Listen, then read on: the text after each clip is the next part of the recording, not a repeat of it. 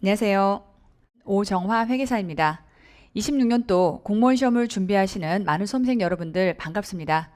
회계학이라고 하는 과목과 세법이라고 하는 이 과목을 통해서 세무직이라든지 혹은 관세직 내지는 감사직을 도전하시는 우리 수험생 여러분들이 앞으로 이 회계학이라는 과목과 세법이라고 하는 과목을 어떻게 학습하면 좋을지에 대한 방향과 전략에 대해서 설명을 드리려고 합니다. 자, 일단 회계학이라고 하는 과목과 세법 두 과목이 다 지금부터 전공 과목으로 들어가 있는 세무직에 대해서부터 일단 간단하게 좀 설명을 좀 드려보자면요. 자, 일단 많은 분들이 왜 세무직을 도전할 것인가에 대해서 아마 고민들을 좀 하고 시작을 하셨을 텐데 저는 감히 이렇게 말씀드릴 수 있을 것 같습니다. 일단 세무직의 가장 큰 장점은 전문성이라고 볼 수 있죠. 우리가 이제 현직에서 합격하고 나서 쭉 일을 하는 중에 내가 일을 하면 할수록 그 안에서 전문성이 쌓인다라고 하는 이러한 직군들이 사실상 공무원 이 직군 안에 많지 않거든요. 그런데 이제 세무직이라고 하는 이 특수성은 실질적으로 납세자들이 신고를 하고 그 신고 내용과 관련해서 여러 가지 이슈들을 해결을 하다 보니까 이 일을 꼭 해본 자들만 지금부터 경험할 수 있는 정말 이 완벽한 전문성을 우리 세무직 안에서는 경험을 할 수 있게 됩니다. 이러한 전문성이 실제로 나중에 내가 어떤 곳으로 이직을 하거나 아니면 그 다음 단계에 점핑을 하는데 쉽게 말하면 세무사 시험을 준비해서 세무사라고 하는 자격증을 따는 데 있어서도요 굉장히 단단한 발판이 되어주기 때문에 이 전문성이라고 하는 것이 세무직에서 가장 큰 장점이 아닐까라 생각이 듭니다. 자, 그런가 하면 이제 우리가 내가 정말 공무원 이 신분으로 쭉 안에서 현직에서 일을 하고 나서 나는 조금 더 나를 더 개발시켜서 세무사라고 하는 요 전문 자격증을 따고 싶다라고 할 때도요. 우리가 세무사 시험이라고 하면 1차 시험과 2차 시험 두 가지로 이루어져 있는데 이때 이제 공무원 현직에서 10년간 근속을 하게 되면 1차 시험 면제 혜택을 받을 수 있습니다. 그런가 하면 20년간 근속했다라고 할 때는 2차 과목에 어려운 우리 보통 세법학이라고 하는 과목들이 있는데 이 과목들을 일부 과목들을 면제받을 수 있는 그런 혜택이 있다 보니까 어찌됐건 쭉 안에서 현직에서 이 세법을 다루시는 그런 전문성을 갖추신 공무원들에게는 세무사라고 하는 자격증을 취득할 수 있게끔 이렇게 법이 지금 허락하고 있다 보니까 이런 장점도 세무직의 큰 장점이라고 볼 수 있겠죠. 자, 그런데 이제 뭐니 해도 우리 수험생 입장에서는 당장 취업의 이 절벽 앞에서 어떻게든 일단은 내가 공무원이 돼야 되다 보니까 그런 관점에서 바라봤을 때 우리 세무직은요 도전자의 합격률이 굉장히 높은 직렬이다라고 하는 걸로 정평이 나 있습니다. 소위 말하면 이제 도전자의 합격률이 높다라고 하는 것의 이 근거는 우리 많이 뽑습니다. 많이 뽑는데 그거에 비해서 상대적으로 경쟁률이 굉장히 낮고요. 그런가 하면 커트라인이 굉장히 낮습니다. 우리가 보통 일반 행정직과 비교해서 본다라고 할 때 거의 평균 점수가 10점 가까이가 차이가 나기 때문에 평균이 10점이면요 점수로 따지면 50점이 되거든요. 그래서 이제 어마무시한 요 차이가 벌어지기 때문에 기본적으로 세무직을 도전해서 학습하시는 분들은 어쨌건 낮은 커트라인 안에서 경쟁률도 높지 않고 그래서 여러분들이 어느 정도 회계세법만 착착해서 시험 준비가 들어간다면 다른 어떤 직렬보다도 합격률이 높은 시험이라고 볼 수 있습니다. 그걸 조금 더 디테일하게 한번 설명을 좀 드려보자면 우리 일반 행정직의 경우는 원래 이제 전국 공통을 기준으로 얘기하자면 이렇게 보통 이제 공무원 좀 적게 뽑을게라고 하는 이러한 기조가 조금 만들어졌을 때 한 100명 정도가 줄었거든요. 이런 정도다라고 볼 수 있겠고 다만 세무직의 경우는 압도적으로 숫자가 높습니다. 심지어는 공무원 숫자를 줄이겠다라고 했을 때도 추가 인원 발표가 있다 보니까 이때 거의 1000명 가까이 숫자를 뽑았고요. 우리 25년도 시험에서도 987명만큼을 뽑았기 때문에 세무직은 일단 압도적으로 많이 뽑는다라고 볼 수 있습니다. 이제 그럼 나는 앞으로 이제 26년 시험을 준비할 건데 26년 시험에는 어떻게 될 것인가라고 하는 것들을 또 많은 수험생들이 걱정하기도 하고 궁금해하기도 합니다. 글쎄요, 조심스럽게 예측을 하자면 세무직은 아무리 줄여도 800명 이하로 내려가기는 쉽지가 않다라고 감히 제가 말씀드릴 수 있을 것 같고요. 그런가 하면 예를 들면 정권이 바뀌었기 때문에 일자리 창출이나 이런 어떤 파급 효과가 있다라고 하게 되면 마찬가지로 1000명 가까운 이런 효과도 기대해 볼 수 있지 않을까라고 하는 거를 조심스럽게 예측을 해봅니다. 일반 행정직에 비해서 항상 많은 인원들을 뽑고 있기 때문에 세무직을 도전하신 분들 입장에서는 합격하기에 상당한 여유가 있다라고 볼 수 있을 것 같고요. 그런가 하면 이제 두 번째, 그렇다 한들 그럼 이렇게 많이 뽑으니까 많은 사람들이 도전할 거냐라고 했을 때 경쟁률을 좀 비교해 보자면 우리 일반 행정직의 경쟁률입니다. 그나마 이제 과거에 비해서 굉장히 경쟁률이 낮아진 편인데요. 과거에는 100대 1이 넘어갔거든요. 현재는 어쨌건 먼저 공무원 시험의 인기가 약간 사그라들다 보니까 그런 것들을 반영해서 한 65대 1 정도의 지금 현재 경쟁률을 보이고 있는데, 자, 이거에 비해서 세무직 한번 비교해 보도록 할게요. 세무직 너무나 경쟁률이 현저하게 낮다는 걸 알 수 있겠죠. 그래서 이제 과거에도 세무직의 경쟁률은 뭐 예전 소위 말하면 전공 과목 필수 이 전에도요, 경쟁률이 20대 1이 넘지 않았습니다. 대부분에 달하는 경쟁률이 한 10대 1 정도에서 형성이 된다고 볼 수 있겠고, 공무원 시험 인기가 조금 사그라들었다라고 했던 이 시점에, 그리고 이제 이때는 거의 1000명 가까이 넘게 뽑다 보니까 그때 경쟁률이 현저하게 떨어졌던 건데, 대략 세무직에 달하는 경쟁률은 매년 한 10% 정도, 한 10대 1 정도에 해당하는 이러한 경쟁률을 유지하고 있다라고 볼 수 있을 것 같아요. 자, 그런가 하면 이번에는 커트라인 한번 비교해 보도록 할게요. 자, 일단 많이 뽑고 그럼에도 불구하고 많은 사람들이 도전하지 않아서 어쨌건 경쟁률은 낮더라. 그런데 이제 커트라인이 어떨 거냐라고 했을 때 사실 이 부분도 굉장히 중요합니다. 자, 일단 일반 행정직의 커트라인을 일단 보시면요, 정말 깡패 커트라인이죠. 거의 뭐 90점대에 육박해야만 시험에 합격할 수 있는 요 현재 상태를 유지하고 있는 반면에, 특히나 이제 25년도 시험에 출제 기조가 달라져서 국어용 한국사가 좀 쉽게 출제가 되다 보니까 무려 커트라인이 93점까지 올라갑니다. 여러분 생각이라는 걸 해볼까요? 93점 정도를 맞으려면 내가 풀었던 문제 정말 한 문제 정도를 틀리고 두 문제 틀리면 어떻게 보면 전체적으로 다 두 문제를 틀렸다라고 했을 때는 실패라는 것을 의미하는 거죠. 그래서 거의 다 맞춰야 된다라고 하는 것을 기본적으로 요구하고 있는데, 어떤 시험에서 우리가 80점 이상을 맞는다는 것과 100점 가까이를 맞는다라고 하는 건 들어가는 공력이 너무나 다릅니다.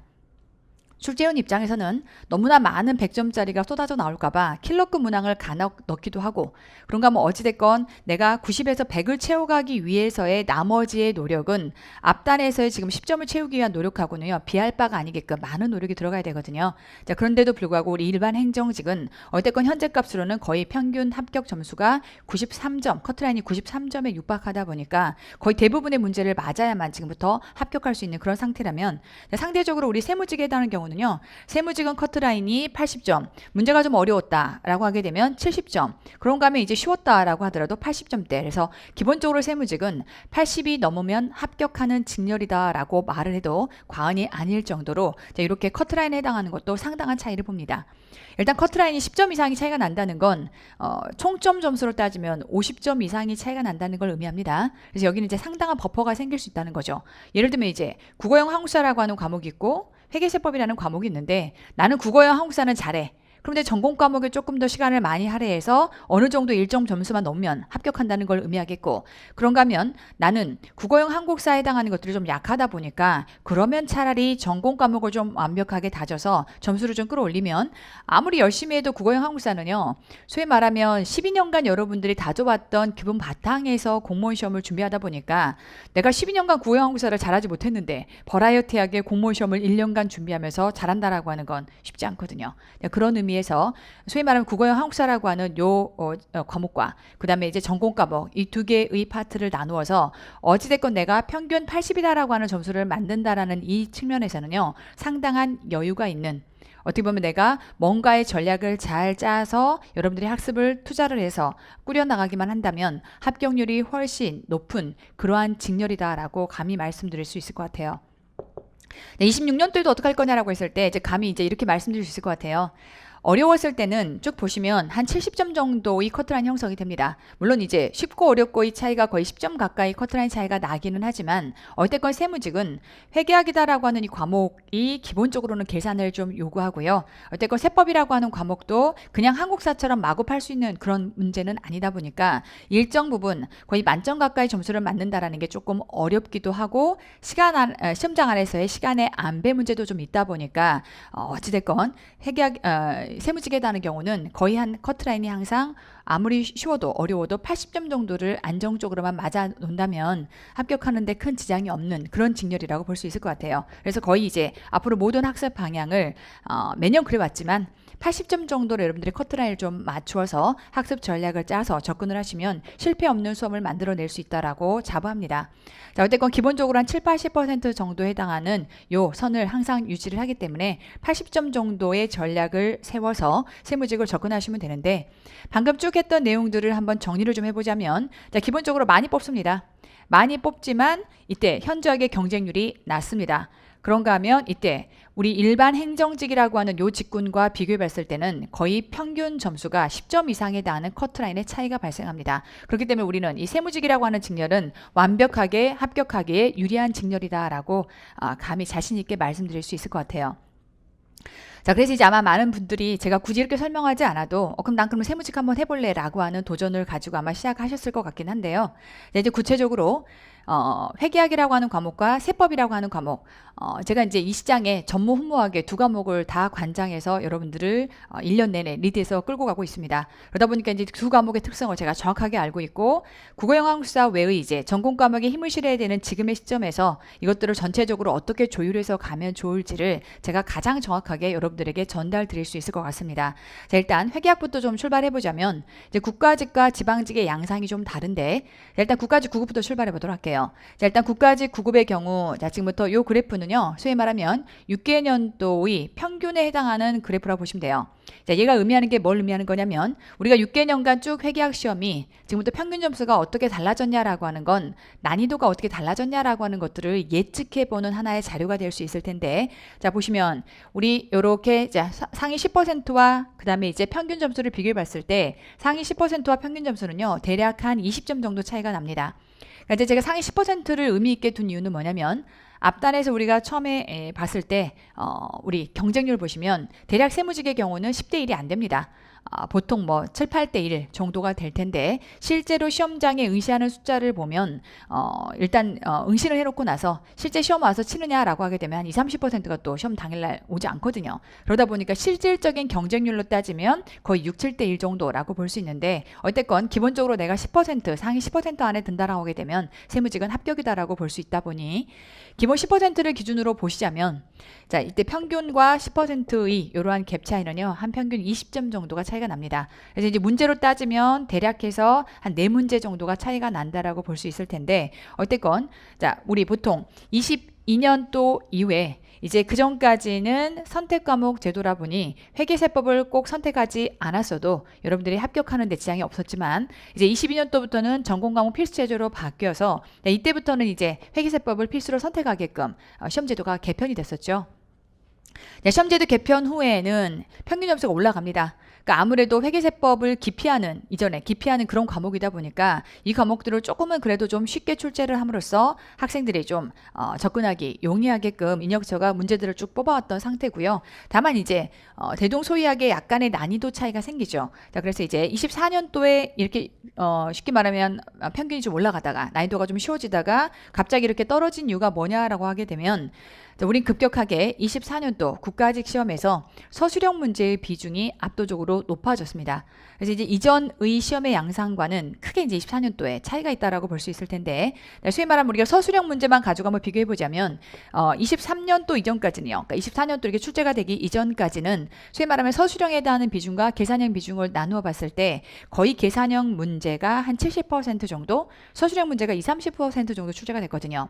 한 20문항 중에서 한 서술형 문제가 4개에서 한 6문항 정도가 출제되는 그런 비중을 가지다가 24년도부터 그 다음에 25년까지 그대로 이어지거든요. 24년도부터 출발해서 이렇게 서술형 문제 비중이 무려 60%로 이렇게 출제 경향이 바뀌는 상황이 돼버립니다. 그러다 보니까 이제 수험생 입장에서는요. 이때까지만 해도 전공 과목이 도입되고 나서 문제가 좀 쉽게 출제가 되다 보니까 나름의 긴장을 풀면서 나름의 범위 안에서 계산 문제만 열심히 노력을 하다가 갑자기 서술형 문제가 중심이 돼서 출제가 되자마자 대혼란을 겪었던 것 같아요. 그래서 이때 이제 어떻게 보면 커트라인이 굉장히 낮아지는 형태로 이렇게 점수대가 형성이 됐었고요. 다만 이제 25년도에는 자, 그러고 나서도 여전히 그러면 계속해서 이 서술형 비중이 높을 거냐라고 하는 것들을 지켜봤더니 25년도에도 마찬가지로 서술형 문제가 11개가 출제가 됩니다. 24년도에 12개, 25년도에 11개. 그러니까 여전히 서술형 비중이 높은 채로 출제가 됐고요. 게다가 이제 심지어는 출제 범위도 우리가 보통 범위가 좀 넘어가면 우리가 메인으로 다뤘던 주제가 아닌 것들이 출제가 됐을 때는 오답률이 굉장히 높아지거든요. 그런데 이제 출제 범위도 기존 기출 범위 안에서 그것도 거의 회계 원리 수준의 범위 안에서만 쭉 문제가 출제가 되다 보니까 아무래도 이 두 가지 영향 때문에 커트라인은 굉장히 또 올라가는 이러한 양상을 보이죠. 9점 가까이가 커트라인이 올라갑니다. 평균 점수가 올라갑니다. 소위 말하면 이제 25년도가 됐을 때는 보통 이제 이때 세게 한번 말 문제를 대비했어야 되는 거구나 라고 하는 강한 충격을 받은 다음에 어느 정도 좀 대비가 돼 있다 보니까 25년도에는 말 문제가 많이 나왔음에도 불구하고 수험생들이 당황하지 않았던 것 같고요. 그런가 하면 이제 출제 범위도 어쨌건 좀 좁아졌기 때문에 우리가 공부했던 범위 밖의 문제가 아니고 그리고 평이한 형태의 문제들이 쭉 난이도 낮은 문제들이 출제가 되다 보니까 어쨌건 합격 평균에 해당하는 것들은 이렇게 높아지고 그와 더불어 이제 소위 말하면 10%에 해당하는 평균도 당연히 높아졌습니다. 근데 이제 오해하시면 안 되는 게 아니 그러면 회계학도 마찬가지로 92점 정도는 맞아야 합격한다는 거 아니냐라고 보실 건 아니고 아까 보셨던 것처럼 우리 25년도에 커트라인이 얼마였죠? 80. 그러니까 이제 회계학을 잘하는 직군들에 해당하는 점수대가 10%가 92점이다라는 거지 기본적으로 합격 커트라인에 해당하는 것은 80이기 때문에 우리가 이러한 전략들을 잘 여러분들이 활용한다면 내가 회계학이 좀 부족해. 그럼 소위 말하면 회계학은 70점, 60점을 맞는다 하더라도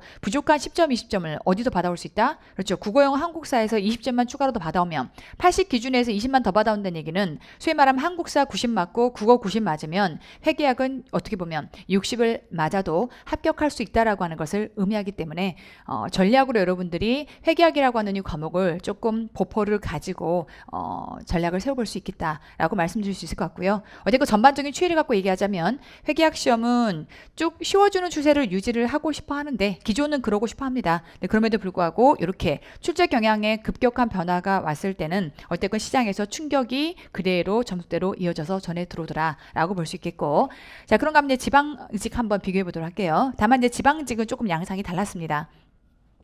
우리 지방직에 해당하는 건 원래 과거에는 국가직과 지방직을 비교해보면 한참 전에 요보다 한참 전에는요 지방직이 국가직보다 훨씬 쉬웠어요. 근데 그러다가 지방직은 일반적인 지방직과 서울시가 분리가 돼 있어서 서울시 9급에 해당하는 문제가 원래 국가직보다 훨씬 어렵게 출제가 됐었거든요. 그러다가 이제 지방직 안에서 일반과 서울시를 합치게 됩니다.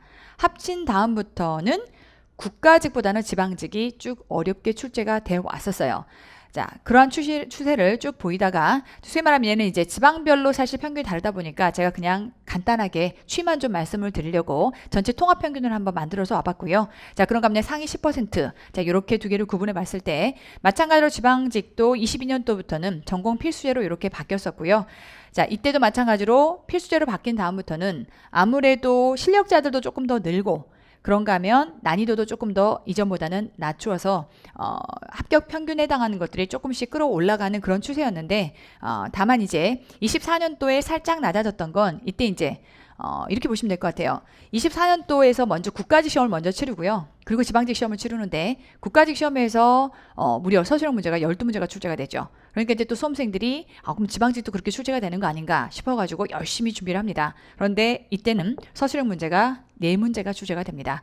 그래서 이제 천편일률적으로 무조건 말 문제가 많이 나온다라고 보기는 좀 어렵지 않느냐라고 하는 형태가 이때 이제 어떻게 보면 예측이 좀 깨지는 그리고 이제 예측을 예단하지 말라고 하는 그러한 형태의 양상을 보여줬고요. 자, 그러다 보니까 이제 말 문제만 대비했던 수험생들 입장에서는 조금 부담을 느꼈을 수 있겠고 그런가 하면 어쨌든 일반적으로 나오는 문제들보다는 살짝쿵 난이도가 좀 높았습니다. 자, 그러다 보니까 합격 평균에 해당하는 것들이 조금 떨어진 셈이었다라고 볼 수 있겠고요. 다만 25년도에 다시 이제 국가직과 밸런스를 맞추어서 서술형 문제에 대한 비중을 얘는 또 9문제로 급격하게 또 높입니다. 이전에 지방직의 시험이 가장 맥스로 서술형 문제가 제일 많이 나왔을 때가 8개였거든요. 근데 얘도 이제 결과적으로 이번에 9개가 출제가 됐다는 건 국가직 시험의 패턴과 맞춰 들어갔다라고 볼 수 있겠고요. 그런가 하면 이제 난이도도 굉장히 쉽게 거의 회계 원리 수준에 해당하는 쉬운 문제들만 쭉 출제가 돼서 난이도 상급 문제가 거의 없다라고 볼 수 있을 만큼 이렇게 쉽게 출제가 되다 보니까 정말 전무후무합니다. 회계학 점수에서 이 평균이 72점이 나온 적은 단 한 번도 없거든요. 제가 지금 쭉 이 시장을 관장한 지 14년 동안 회계학 평균이 72점이 나온 적은 처음이었던 것 같아요. 어쨌건 역대 이래로 가장 쉬운 회계 문제였다라고 볼 수 있겠고 자 그러다 보니까 상위 10%의 평균은 97점. 실수로 하나 틀린 것 빼고는 거의 대다수가 맞았다는 것을 의미할 정도로 우리 지방직에서는 너무나 어떤 의미에서 보면 변별력을 낳기가 어려운 형태로 시험이 출제가 됐습니다. 이게 이제 국가직과 지방직을 두 개를 한번 비교해서 한번 보자면 노란색이 국가직이고요. 그런가 하면 지방직. 그래서 이제 원래는 앞서 얘기했던 것처럼 서울시와 일반 지방직이 통합이 되고 나서부터는 국가직 시험보다는 지방직 시험이 훨씬 더 어려운 양상을 띠다가 그러다가 이제 소위 말하면 이제 지방직이 쭉 어려운 양상을 띠다 보니 국가직보다는 평균이 훨씬 낮은 편이었죠. 그래서 이제 항상 이제 우리가 보통 얘기할 때 국가직 시험에 초점을 맞춰서 지방직을 대비하면 좀 무리가 된다. 지방직이 훨씬 더 어렵게 나온다라고 얘기를 했던 건데 그게 또 25년도에는 뒤집어졌어요. 그래서 아까 보셨던 것처럼 지방직은 거의 평균이 72가 넘어가고 10%에 해당하는 평균이 거의 97점이 육박할 정도로 지방직 시험이 원체 이번에 쉽게 나오다 보니까 국가직의 평균보다 훨씬 넘어선 채로 이렇게 출제가 됐죠. 네, 저는 이제 왜 이렇게 지금 회계학이 급변해서 변모를 보이고 있느냐라고 하는 것들을 조심스럽게 좀 고민을 좀 해봤는데 이런 생각이 듭니다. 보통 이제 앞단에서 우리가 일행직과 비교를 하자면 세무직은 많이 뽑는데 어쨌건 도전자들이 도전하기를 좀 두려워합니다. 그래서 보통 시장에서 회계세법이 좀 어렵지 않냐, 이거는 전공자들만 할 수 있기 때문에 그런 거 아니냐라고 하는 잘못된 오해들 때문에 보통 회계세법을 선택하는 두려움 때문에도 많이 도전자들이 안 들어오는 그런 편인데요. 일단 저는 단언코 회계세법의 전공자만 이 과목을 이해하고 좋은 점수를 맞을 수 있는 건 절대 아니고요. 어떤 의미에서 바꿔 얘기하면 전공자라고 해서 유리하지 않습니다. 전공자도 비전공자도 어쨌건 이 공무원 시험에서 요구하는 수준을 여러분들이 학습을 하시려면 어떤 의미에서는 첫 출발은 거의 유사하다라고 볼 수 있을 것 같고요. 근데 그럼에도 불구하고 일반 행정직에 비해서 거의 평균 점 차이가 10점씩이나 나다 보니까 아마 국가 입장에서 이런 부분들에 대해서 고심을 하지 않았을까. 세무직이 후진 과목이 아닌데, 쉽게 말하면 후진 직렬이 아닌데 일반 행정직보다 컷이 평균 10점이 떨어져 버리면 아무래도 세무직을 응시해서 합격한 분들이 뭔가 역량이 부족하거나 학습 능력이 부족한 것처럼 오해가 되는 현상이 있다라고 하는 거를 제가 얼핏 연수원 내지는 안에 현직 공무원들에게 들은 적이 있거든요. 아마 인혁처도 그런 부분에 있어서 고민을 했을 것 같고요. 그럼 어떻게 해서 이 격차를 좁힐까라고 했을 때 가장 문제가 되는 과목이 무엇이냐라고 해서 들여다보자 보면 회계학이거든요. 회계학이라고 하는 과목은 말 문제가 있고 계산 문제가 있는데 계산 문제가 아무래도 시험장에서 계산기를 쓰지 않고 문제를 풀어서 답을 내야 되다 보니까 시간 소요가 좀 많아요. 절대적으로 점수를 많이 뽑기가 어려운 그런 한계점이 있다 보니까 인혁처 입장에서는 그러면 회계학의 과목을 말 문제 위주로 좀 바꾸자. 그러면 일반적인 법문을 우리가 문제 푸는 것처럼 기준서에 해당하는 문제들을 풀어낸다면 그러면 조금 더 수험생들이 수월하게 좀 다가갈 수 있지 않을까라는 고민을 했던 것 같고요. 그렇게 해서 격차들을 좁혀가고 지방직에서는 일단 그런 고민이 크게 없었다가 국가직의 결과를 보고서는 지방직도 어떻게 보면 변모한 게 아닌가, 저는 그렇게 조심스럽게 예측을 해봅니다. 자, 어쨌건 우리 회계학에 대한 방향성을 일단 예측을 좀 현재 값을 좀 정리를 좀 해보자면 일단 서술형 문제의 비중이 높아졌습니다. 물론 앞으로도 무조건 그럴 거냐라고 하는 그 무조건 100%를 장담할 수는 없지만 아까 앞서 제가 말씀드렸던 것처럼 인혁처의 고민, 일행직과 컷이 10점 이상 차이가 나더라. 이 간격을 그래도 좀 좁혀야겠다. 절대로 세무직이 후진 직렬이 아닌데 그럼에도 불구하고 너무 컷이 낮더라 라고 하는 이 부분들 때문에 회계학이라고 하는 점수를 조금 끌어올리기 위해서 인혁처가 인위적으로 어떤 의도성을 가지고 있는 게 아닌가라고 저는 조심스럽게 내다보고 있고요. 그런 의미에서 서술형 문제 비중을 조금 더 높이고, 그런가 하면 회계학이라고 하는 이 과목은 범위를 넓히는 순간 점수대가 굉장히 낮아집니다. 우리가 보통 공무원 시험 기출안에 다뤘다라고 하더라도 기출 문제가 똑같이 나오지 않은 이상 수험생들이 바라보기에는 응용 문제거든요. 그럼 아무래도 회계학 이 범위를 조금 좁혀서 회계 원리 수준을 좀 좁혀가지고 그 범위 안에서 사람들이 마스터가 돼서 학습을 하고 그러한 능력들을 테스트할 수 있게끔 이렇게 인혁처가 방향을 설정한 게 아닌가라고 하는 거를 저는 조심스럽게 좀 예측을 해보고요. 자, 그런가 하면 자, 문제가 이제 킬러급 문항이 없이 평이하게 문제가 출제가 됨으로써 어떤 의미에서 보면 합격 컷 내지는 안에 있는 평균 점수를 높이기 위한 인혁처의 혼신의 노력이 저는 제 눈에는 쭉 보인다라고 말씀드릴 수 있을 것 같아요. 제가 이제 14년간 매번 전투를 치를 때마다, 소위 말하면 우리가 시험이라고 하는 것을 전투로 비교하자면 치를 때마다 여러분들만큼의 긴장도는 아니라 하더라도 저도 매번 많은 긴장도를 가지고 고심하고 분석하고 노력을 해왔겠죠. 그런데 지금만큼 이렇게 선명하게 인혁처의 방향이 보인 적이 없거든요. 근데 인혁처가 지금 현재 값에서는 이러한 방향성을 가지고 전문 과목 위주의 시험으로 지금부터 체제를 바꿨다 하더라도 어쨌건 회계학이랑 세법에 해당하는 이 과목에 대한 깊이도를 조금 낮추고 세무직에 대한 응시도를 조금 높임으로써 사람들이 더 수월하게 공무원 시험에 응할 수 있게끔 이렇게 지금 제도를 만들어가고 있다라고 저는 조심스럽게 예측이 됩니다. 자, 그런가 하면 이제 국어, 영어, 한국사에 해당하는 난이도가 전반적으로 낮아지다 보니까 시간적 배분에 대한 여유가 생겼다. 소위 말하면 이제 국어, 영어에 해당하는 경우들은 여러분 아시겠지만 출제 기조가 바뀌어서 단순 암기형, 지식형 문제가 아니라 수능 형태로 자료를 분석하고 해석하는 형태로 문제가 출제가 되다 보니 아무래도 수능 때 공부했던 그 해당하는 학습 방법들이 그대로 이어져서 수험생 입장에서 큰 부담이 없게끔 지금 현재 바꿔진 체제고요. 그런가 하면 한국사의 경우도 난이도에 대한 변주가 원체 좀 심하다 보니까 얘를 한국사 검증 능력 시험으로 대체함으로써 수험생들이 큰 부담 없이 한국사에 대한 과목을 학습할 수 있게끔 이렇게 바뀐 상태에서 그럼 이제 공부할 때도 시간에 부담이 좀 없고요. 심지어는 이제 시험장에 들어가서도 이렇게 과목 제도를 개편하면서 110분으로 시간을 늘려주다 보니까 이 세 과목이 어렵다면 시험장 안에서도 시간을 많이 잡아먹을 텐데 어렵지 않다 보니까 상대적으로 시간적 여유가 좀 생겨서 아무래도 전공 과목 회계세법에 여러분들이 시간을 배분해서 풀 수 있는 시간적 여력도 늘어났다.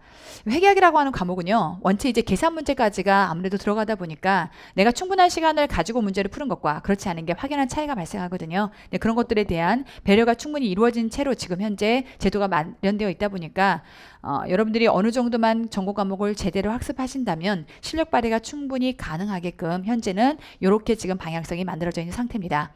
자, 어쨌건 지금 전공 과목 체제로 전환한 지 이제 여러분들이 20년도에 시험을 보신다면 5년 차가 됩니다. 그래서 이제 어떻게 보면 완벽하게 어느 한 제도로 정착됐다라고 볼 수는 없고요.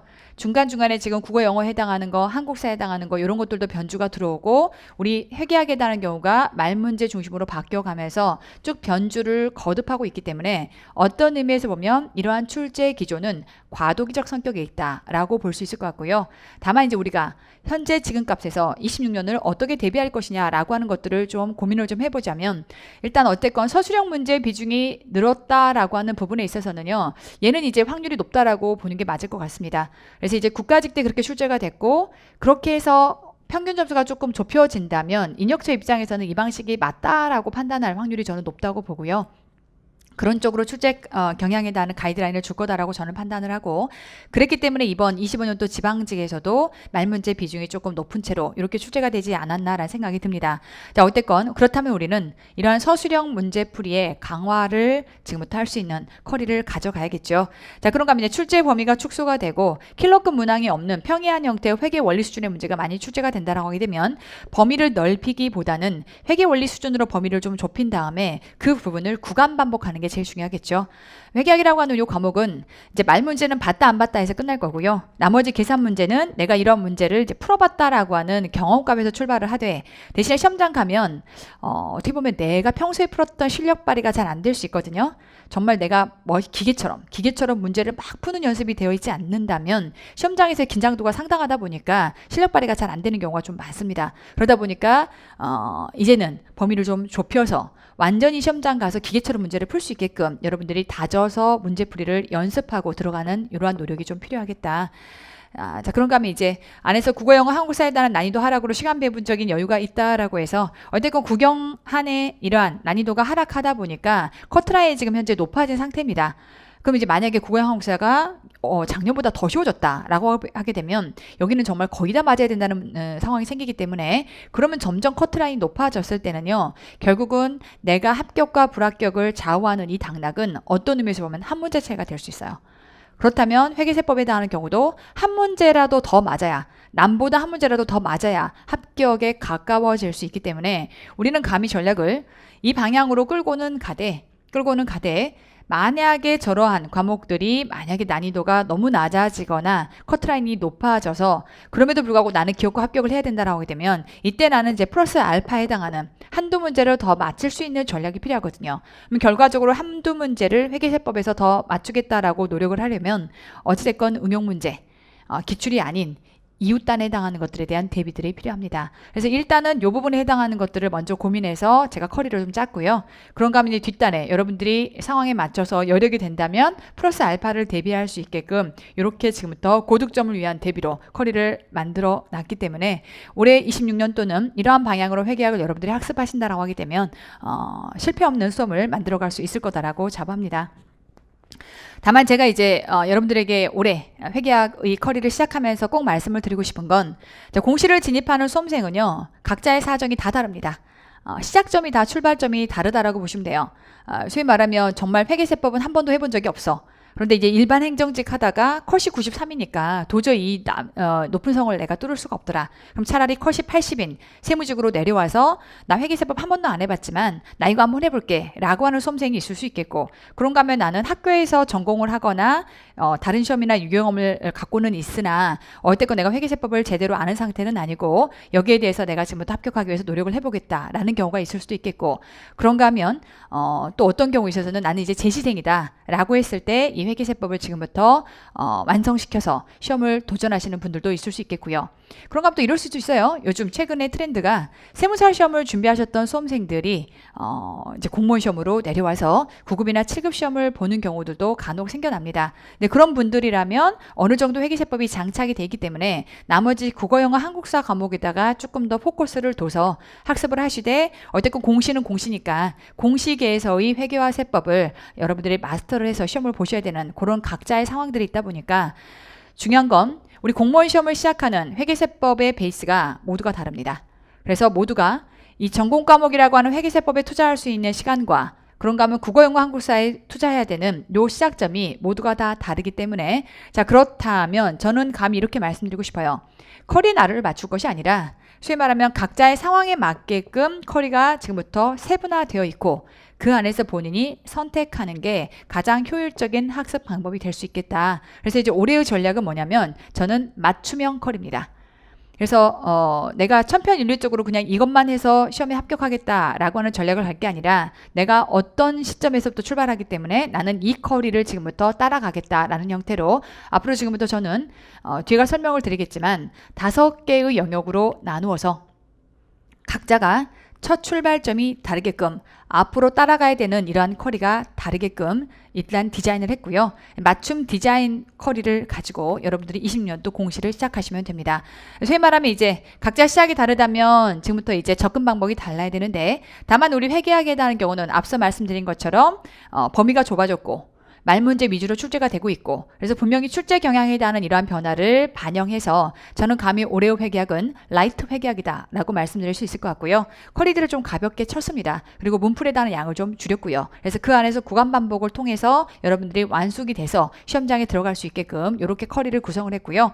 그 다음에 아까 방금 말씀드렸던 것처럼 맞춤형 커리, 시작 시점이 다르다면 여러분들이 따라가야 되는 커리도 달라야 합니다.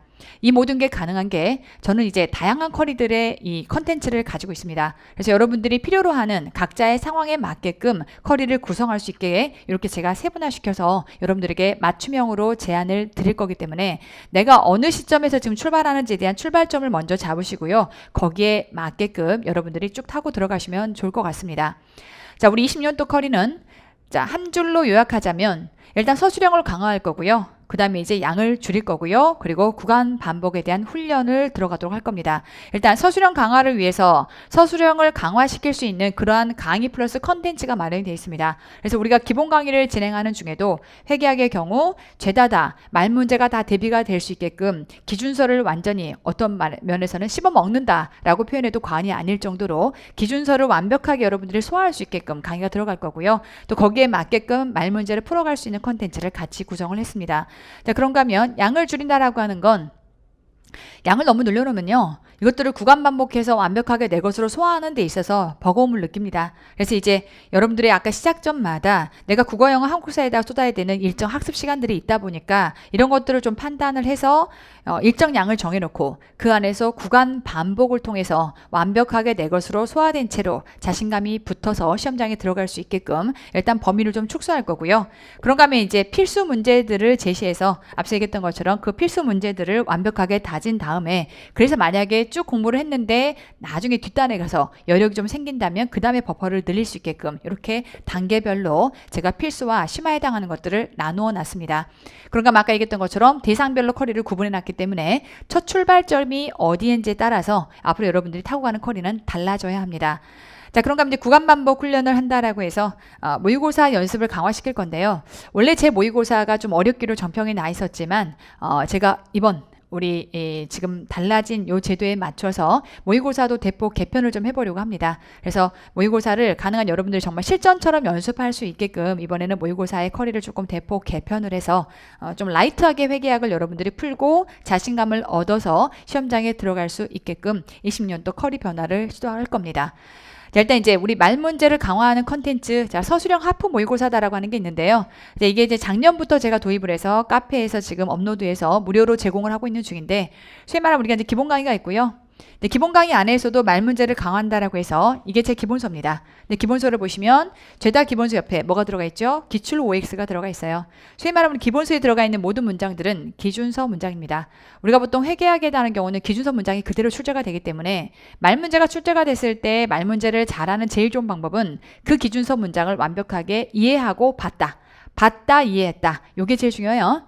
그래도 나중에 문제 보면요. 봤을 때는 풀시고요. 못 본 문장은 가서 이제 상상의 나래를 펴게 되죠. 이게 무슨 뜻일까? 이게 어떤 의미일까? 라는 상상의 나래를 펴는 순간 정답으로부터 멀어지죠. 그래서 일단은 기준서 문장은 기준서 문장대로 여러분들이 학습을 하시고 이랬을 때 어떤 식으로 오답이 나오는지를 바로바로 OX로 연결해서 풀면서 학습할 수 있게끔 연결이 다 되어 있고요. 기출로 출제됐던 모든 내용들은 볼드로 박혀 있습니다. 그래서 이제 저희 카페 가보면 많은 합격 수기들이 들어가 있습니다. 명실공히 합격 수기가 다른 여타의 타 강사들보다 한 10배수 많게끔 합격 수기가 들어가 있다 보니까 여러분들 쭉 공부하시는 중에 저의 주장이 아니라 합격했던 모든 수험생들이 너무나 이러한 활용도가 좋았다. 옆에 날개에 문제가 들어가 있고 그게 전부 다 볼드로 박혀 있어서 학습의 길라잡이가 되어주는 이 모든 교재가 너무나 좋았다라고 하는 것들을 모두 임무와 극찬을 하거든요. 저는 말 문제가 중요한 시험에서는 이 방법이 가장 효율적인 방식이라고 저는 생각을 합니다. 어쨌건 기본 강의에서부터 이 모든 내용들이 전부 다 풀려갈 수 있게끔 옆에 날개에 있는 문제들을 전부 다 풀어갈 수 있게끔 이렇게 강의가 들어갈 거고요. 그런가 하면 이제 심화 강의가 있는데 앞서 얘기했던 것처럼 심화 강의는 아까 제가 맞춤별로 커리를 짜드린다라고 했죠. 그래서 에브리바디가 심화 강의를 듣는 것이 아니라 여러분의 출발점에 따라서 이 강의를 수강할 수도 있고 아닐 수도 있고 두 개를 구분할 겁니다. 그런가 하면 이제 이때 기출 강의가 이렇게 들어갈 텐데 이 기출 강의가 들어갈 때 서술형 하프 모의고사가 같이 제공이 됩니다. 우리 서술형 하프 모의고사는 하프니까요. 20개가 아니라 10문항. 우리가 보통 이번에 말 문제도 국가직 9급의 경우가 11문항이 출제가 됐거든요. 그래서 한 회차마다 10문항씩. 10문항 정도 푸신다라고 하면 여러분들이 소위 한 5분 정도 시간 잡아놓으시고 문제 푸시면 되거든요. 그렇게 함으로써 계속해서 여러분들이 강화해 갈 수 있게끔 말 문제 좀 적응해 갈 수 있게끔 이렇게 모의고사 형식으로 구성을 했고요. 총 20회로 구성이 됐고 9월 달에 기출 개강을 할 때 같이 카페에 업로드돼서 올라갈 겁니다. 카페에 들어가 있고요. 강의도 같이 업로드돼서 들어갈 것이고 얘는 PDF 파일로 같이 올라갈 거니까 PDF 파일을 무료로 다운 받으셔서 여러분이 학습에 도움을 받아보시기 바랍니다. 자, 그런가 하면 자, 우리 이번 26년도 시즌에는요. 기출 플러스를 기본과 심화로 구분합니다. 앞서 말씀드렸던 것처럼 시작 시점이 다르면 커리가 달라야 합니다. 그렇기 때문에 만약에 내가 완전히 생초시다 라고 하게 되면 국어영어 한국사에도 시간을 좀 투자해야 되고요. 회계세법에도 투자를 해야 됩니다. 그런데 회계세법이 어느 정도 완수까지 갈 때까지가 상당한 시간이 좀 소요가 됩니다. 그러다 보니까 내가 하루 24시간을 먹고 자고 빼고를 놓고 나머지 아무리 많은 시간에 학습에 투자한다 하더라도 어쨌건 일정 시간에 한계가 좀 있다 보니까 그런 경우라면 차라리 범위를 넓힐 것이 아니라 정말 회계 원리 수준에 해당하는 이러한 범위를 좀 좁히고 대신에 이제 목표 점수를 낮추는 거죠. 뭐 이런 거죠. 정직하게 내가 아무래도 시간을 많이 써서 많이 공부를 하면 목표 점수 높아야 맞는 거고요. 그렇지 않은 경우는 낮아야 맞는 거고. 근데 애시당초 범위를 막 넓혀서 도저히 감당도 안 되게끔 학습을 하다 보니 죽도밥도 안 되는 것보다는 목표 점수를 조금 낮춰놓고 나서 그 범위 안에서 완벽하게 그 점수가 만들어지게끔 목표 점수를 낮춰도 합격은 합격입니다. 근데 그 점수를 만들게끔 최선을 다하는 게 저는 효율적인 전략이라고 봐서 그렇다면 심화 과정에서 지금부터 다루는 이러한 주제로 확장하지 않고 기본 강의에서만 다루는 형태의 주제로 학습한 다음에 그러면은 그 문제들만 풀어보는 게 맞겠죠. 그래서 제가 그것들을 나누어서 우리 기출 플러스에 해당하는 것들을 문제를 나누어서요. 9월달 개강할 때 기본 기출과 심화 기출이라고 하는 걸로 책은 한 권인데요. 그 안에서 영역이 나누어지게끔 이렇게 구성을 하려고 합니다. 그래서 만약에 생기초라면 생초 초보여서 내가 처음으로 지금 회계학세법을 도전하고 있고 초시라면 기본 기출만 여러분들이 3회독, 4회독 해서 시험장에 들어갈 수 있게끔 영역을 나누어서 구성을 했기 때문에 어쨌건 이 기본 기출을 중심으로 해서 여러분들이 학습을 쭉 가시면 될 것 같고요. 그런가 하면 이제 응용 플러스다라고 하는 이 부분이 보통 이제 예전에 회계학 시험이 좀 어렵게 출제가 될 때는 거의 이제 제가 이 자리에 있게끔 만들어준 교재가 썰전이라고 하는 교재와 회계천재라고 하는 교재 두 권이 있는데요. 이제 그 중에 이제 회계천재, 응용문제집 합체입니다. 그래서 이제 기출은 하나도 없고요. 다 응용 문제예요. 근데 이제 이게 어쨌건 어렵게 출제가 될 때는 유효한 책이었는데 현재 지금 여러분들의 시험 수준을 가지고 생각해보면 맞습니다. 얘는 소 잡는 칼로 닭 잡는 꼴이 되겠거든요. 그래서 이제 요걸 조금 라이트하게 이번에 바꾸어서 라이트 버전으로 기본적인 회계천재에 해당하는 양의 거의 한 40% 정도로 일단 범위도 축소시키고 그런가 하면 그 안에서 문항수도 줄여서 응용 플러스라고 하는 것을 따로 만들어놨으니 우리 구급용으로는 앞으로 회계천재가 아니라 응용 플러스입니다. 9급과 7급의 쿼리는 이제 분화되어 있어요. 과거에는요. 9급하고 7급하고 시험 수준이 비슷했어요. 범위도 비슷하고 안에 있는 난이도도 비슷하고 그래서 한데 모아서 쭉 여러분들이 학습을 하시는 게 맞았지만 현재 값에서는 9급과 7급은 명백하게 구분되어야 합니다. 그래서 7급 수험생이라면 당연히 회계천재를 보셔야 되고요. 9급 수험생이라면 이제는 응용 플러스입니다. 그래서 훨씬 라이트한 버전으로 문항수도 적고 범위도 적은 형태로 이렇게 학습을 하시면 되겠고 보통 응용문풀단이 시작이 되는 게 11월이거든요. 그럼 11월 달에 얘가 개강이 돼서 그때 같이 출간이 될 텐데 교재도 같이 출간이 될 거고요. 구급용 응용 문제집이다 라고 이렇게 여러분들이 이해하시면 좋을 것 같습니다. 자, 이제 우리가 이제 회계학이라고 하는 이 과목을 잘하고 싶다. 그럼 일단 이해가 필요하거든요. 그 이해를 바탕으로 그러면 이렇게 하면 좋겠다라고 하는 요령을 같이 우리가 고민해 볼 수 있을 텐데 우리 회계학 시험은 말문제와 계산형 문제 두 가지가 들어가 있습니다. 그래서 이제 말문제에 해당하는 내용이 여러분들이 어렵다라고 하는 게 일단 말문제가 출제가 되면 무슨 말인지 모르겠대요. 당연합니다. 왜냐하면 우리가 지금부터 회계학 시험에서 보셔야 되는 말문제는요. 소위 말하면 한국채택 국제회계 기준의 기준서입니다. 근데 국제회계 기준이라고 하는 것이 영어로 된 원문이고 이걸 우리말로 바꾸어서 한글로 번역을 하다 보니까 여러분 아시죠? 그 영어로 돼 있는 거를 한국말로 번역해 놓는 순간 어색함. 이게 기준서에 그대로 남아있어요. 너무 어색합니다. 그래서 그렇지 않아도 회계용어가 들어가서 어려워 죽겠는데 이게 그렇게 어색한 형태의 문장으로 들어가 있다 보니까 이해가 안 되는 게 너무나 당연합니다. 근데 그럼에도 불구하고 우리는 이 문장 등을 풀어서 시험을 봐야 되다 보니까 자 그럼 이제 얘를 어떻게 극복할 수 있겠느냐라고 했을 때 가장 중요한 건 기준서 문장 자체를 일단 이해를 해야 합니다.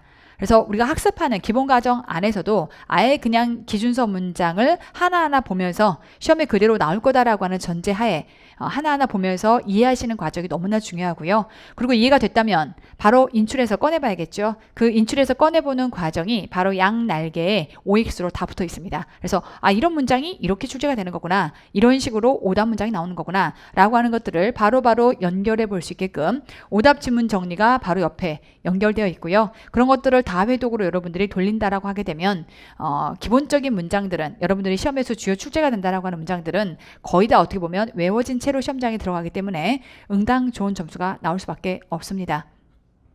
그래서 기본서에 해당하는 요 지문학습 앞서 얘기했던 것처럼 쭉 이렇게 기본 과정 하는 중에 이 안에 있는 이러한 내용들까지를 완벽하게 제가 전부 다 PPT로 띄워놓고 강의 때 문장 하나하나 다 설명할 거거든요. 그런 것들 다 설명하고 이 날개에 있는 문제까지를 같이 OX로 바로바로 풀어갈 거기 때문에 적어도 기본 강의가 끝났다면 말 문제에 해당하는 것들은 완벽하게 대비가 되게끔 이렇게 강의가 현재 지금 구성이 되어 있고요. 그리고 나면 이제 내가 잘 공부를 했는지 안 했는지를 확인하기 위해서 서술형 하프 모의고사가 이렇게 들어가 있기 때문에 서술형 하프 모의고사 등을 통해서 내가 알고 있는 게 정확한지를 점검해보는 형태로 여러분들이 쭉 따라갈 수 있겠죠. 그런가 하면 이제 좀 더 다져서 이것들을 완벽하게 말문제를 대비하고 싶다. 그럼 이제 말문제, 썰문제 총집합이다라고 해 썰문제 전과라고 해 썰전이라고 하는 요 교재가 어떻게 보면 말문제를 대비하는 수험생들 입장에서는 거의 바이블 같은 책이거든요. 자, 요거 봤을 때 점수 안 나온다라는 사람 아무도 없어요. 이거 보면 무조건 100점 나옵니다. 말문제는 제가 자신 있게 말씀드릴 수 있어요. 뭐 이거 제가 제 입으로 할 건 아니고요. 카페에 들어가 보시면 앞서 말씀드린 것처럼 많은 합격 수기가 있습니다. 최근에도 이제 25년 또 합격하시고 많은 분들이 올려주고 계시는데 합격 수기를 보시면 이구동성으로 얘기하고 있는 게 썰전에 대한 얘기를 많이 하고 있거든요. 여러분들 직접 들어가서 보시면 어떤 후기들을 남겼는지를 이렇게 여러분들이 확인해 보실 수 있을 것 같고 자, 그 안에 보시면 이렇게 들어가 있어요. 말문제 대비용으로 썰전 꼭 보세요. 시간이 부족해 썰전까지 봐야 되나 싶었는데 혹시 몰라서 밤을 새서라도 3회독 정도 하고 시험장에 보러 갔습니다. 말문제가 너무 많이 나 당황 당황하긴 했지만 썰전 덕분에 잘 풀어낼 수 있었습니다. 라고 하는 내용들이 들어가고요. 썰 문제집 꼭 풀어봤으면 좋겠습니다. 저의 경우는 말 문제에 대한 부담감을 많이 낮출 수 있었습니다. 구성이 알차고 튼튼하여 문제가 튼튼한 건 뭘까요? 어때고 문제집이 튼튼해서 새로운 문제를 직면하게 됐을 때 다각도로 생각할 수 있습니다. 어떤 문제를 만날지 모르니 응용력에 초점을 맞춰 설명해 주는 것 같습니다. 시험장에서 10분 컷 했습니다. 이런 쾌거를 누릴 수 있습니다. 소위 말하면 이제 썰전이라고 하는 거는 철저하게 문제집인데요. 다만 문제집인데 이렇게 중간에 이렇게 이론이 박혀 있고요. 양 날개에 이렇게 문제들이 들어가 있어요. 그래서 기본적으로 독한 훈련이라고 해서 분명히 내가 이 문장을 봤는데도 불구하고 가로를 뻥 뚫거나 고르게끔 하면 못 풀거든요. 내가 제대로 몰랐다는 뜻이에요. 그래서 그런 것들을 골라가면서 이 문장이 무엇인지를 다시 한번 곱씹을 수 있게끔 이렇게 훈련 과정들이 들어가 있다 보니까 적어도 썰전을 여러분들이 다회독하면서 학습했다라고 하게 되면 말 문제는 무조건 자신 있게 풀어낼 수 있습니다. 우리가 이런 거죠. 방황하는 이유는 내가 열심히 해도 안 될까봐 불안하기 때문에, 그 다음에 열심히 하는지에 대한 이 방향성이 맞는지에 대한 확신이 없기 때문에 보통 방황을 하거든요. 근데 우리는요, 길이 정해져 있습니다. 이거 보시면 다 맞을 수 있어요. 이제 그것만 소화하면 되는 거니까 그 다음부터는 나의 의지가 문제가 되겠죠. 내가 열심히 할 의지가 있느냐. 그래서 여러분 자신한테 각자 물어보시고요. 내가 정말 열심히 할 의지가 있느냐라고 하게 되면 제 커리를 따라왔을 때는 실패 없는 수험을 여러분들이 완성해 갈 수 있습니다.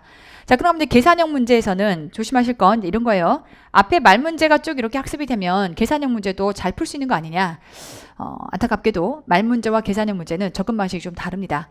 소위 말하면 계산형 문제는요, 뭘 어떻게 시작해야 할지 모르겠다.